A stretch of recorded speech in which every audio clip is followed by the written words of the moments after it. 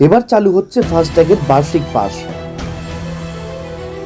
দীর্ঘদিন ধরেই টোল নীতিতে পরিবর্তন আনার চেষ্টা চালাচ্ছিল কেন্দ্র। জল্পনা মতো ফাস্ট্যাগের নিয়মে এলো বড় সড়ো পরিবর্তন। এবার টোল প্লাজা দিয়ে যাতায়াতের জন্য বারবার ফাস্ট্যাগ রিচার্জ করতে হবে না। গাড়ি চালকদের জন্য আনা হলো ৩,০০০ টাকা মূল্যের বার্ষিক ফাস্ট্যাগ পাস। আগামী ১৫ই আগস্ট থেকে চালু হবে এটি। আজ বুধবার এক স্যান্ডেলে একথা জানিয়েছেন কেন্দ্রীয় সড়ক ও পরিবহন মন্ত্রী নীতিন গডকরি। মনে করা হচ্ছে নতুন এই নীতির ফলে টোল প্লাজায় গাড়ির লম্বা লাইনের ভিড় কিছুটা হলেও কমবে, হবে না যানজটও। চালক ও যাত্রীদের তুলনামূলক কম সময়ের অপেক্ষা করতে হবে। এছাড়া নতুন এই পাস কিছুটা সাশ্রয়ী হবে বলেও কেন্দ্রের তরফে দাবি করা হয়েছে।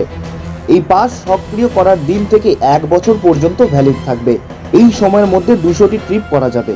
যদি নির্ধারিত সময়ের আগেই ২০০টি ট্রিপ শেষ হয়ে যায় তাহলে ব্যবহারকারীদের পাসটি আবার রিনিউ করতে হবে। তবে এই পাসটি আপাতত বাণিজ্যিক গাড়ির জন্য লাগু হয়নি। ব্যক্তিগত যানবাহন, মূলত গাড়ি, জিপ, ভ্যান ইত্যাদির জন্যই এই ব্যবস্থা আনা হয়েছে। এই নতুন পাসের মাধ্যমে দেশের সমস্ত জাতীয় সড়কে চলাচল করতে পারবে গাড়িগুলি। রাজমার্গ যাত্রা app, national highway authority of ইন্ডিয়ার ওয়েবসাইট এবং কেন্দ্রীয় ও সড়ক পরিবহন মন্ত্রকের ওয়েবসাইট থেকে এই পাস কেনা যাবে। রিনিউ করা যাবে সেখান থেকেই।